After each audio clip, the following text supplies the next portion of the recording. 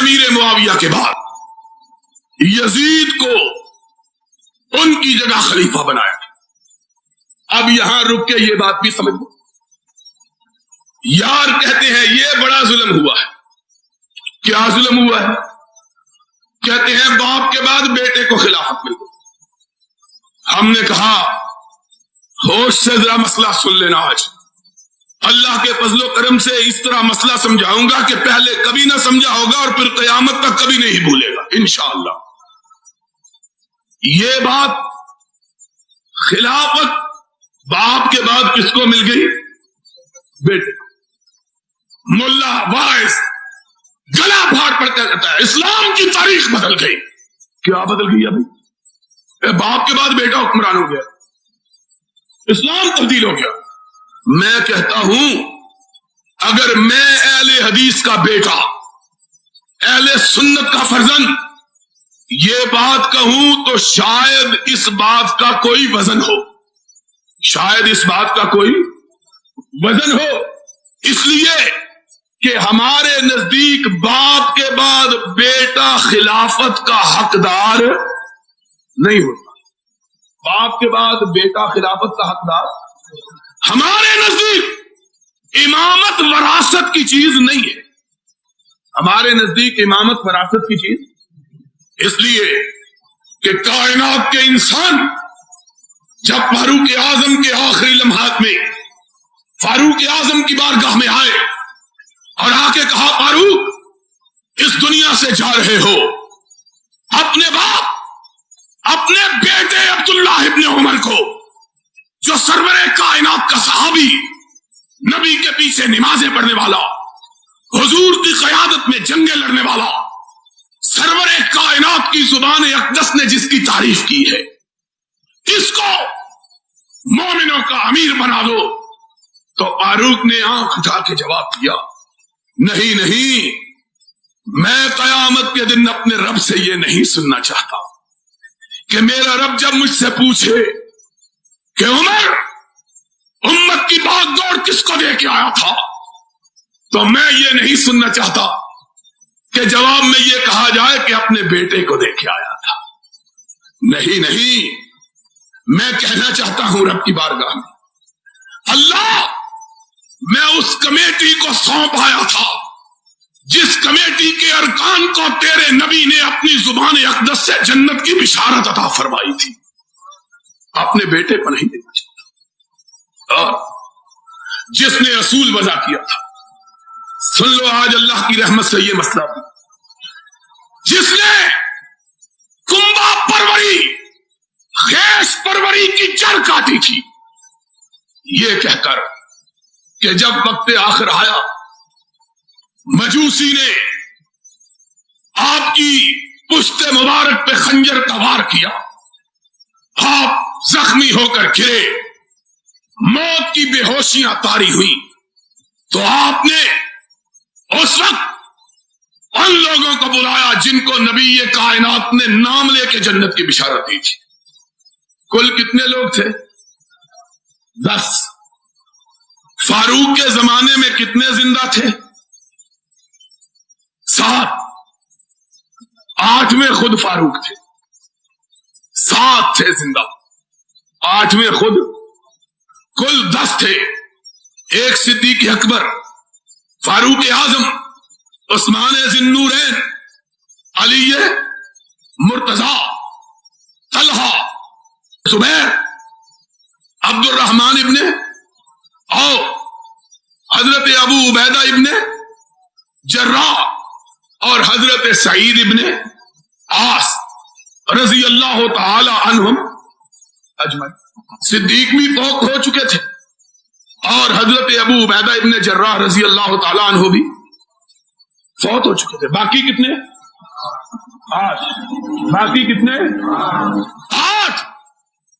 उनमें से 8वें खुद हजरत फारूक आजम। बाकी कितने? 7।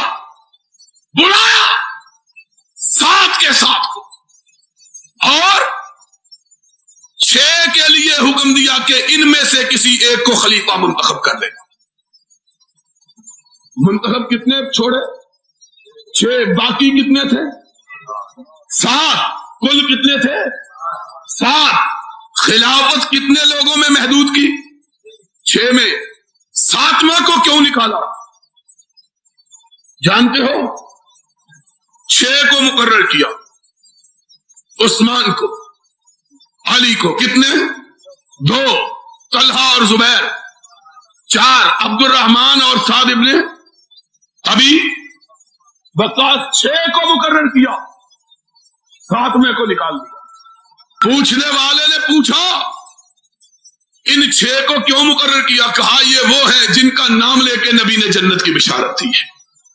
رب پوچھے گا امت کی باغ دوڑ کے لیے کن کو مقرر کیا؟ تو میں کہوں گا اللہ ان کو جن کے نام لے کے تیرے نبی نے جنت کی بشارت دی تھی. انہوں نے کہا 7واں بھی تو ہے. آنکھوں میں آنسو آ گئے. کہا 7واں بھی ہے. کہا اس کو کیوں نہیں رکھا؟ کہا اس کو اس لیے نہیں رکھا کہ یہ عمر کا بہنوئی ہے، یہ عمر کا بہنوئی ہے. اور میں قیامت کے دن چاہتا ہوں کوئی یہ نہ کہے کہ آتے ہوئے مسلمانوں کے اقتدار کے لیے جو کمیٹی بنائی تھی اس میں اپنے رشتہ دار کو بھی رکھ دیا تھا.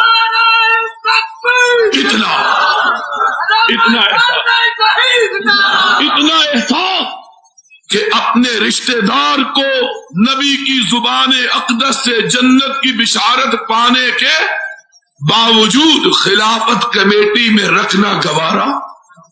ان کو کہتے ہیں خلافت اپنے کنبوں کو دے گی. کس کنبے کو دے گی؟ یہ ہمارے نزدیک تو قابل اعتراض ہو تو ہو. تمہیں کیا تکلیف ہے کہ باپ کے بعد بیٹا؟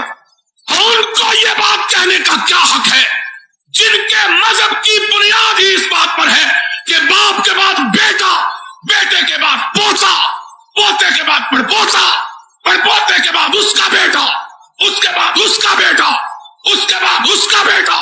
اور جن کی امامت چلتی ہی نسل میں ہے ان کو معاویہ پہ اعتراض کا حق کہاں سے مل گیا ہے؟ جن کے مذہب کی بنیاد وراثت پر ہے وہ اعتراض کیوں کرتے؟ ان کو کیا حق ہے اعتراض؟ اور مسئلہ سمجھ آیا کہ نہیں آیا؟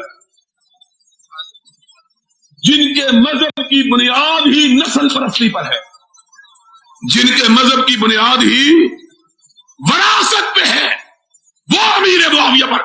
اور اگر امیر معاویہ کے بعد انہوں نے اپنے بیٹے یزید کو خلافت دے کر کسی غلطی کا ارتکاب کیا تھا تو میں تم سے یہ پوچھتا ہوں، ہم سے نہ پوچھو، تم سے یہ پوچھتا ہوں کہ حضرت علی کے بعد پھر ان کے بیٹے حضرت حسن کو کیسے خلیفہ بنایا گیا؟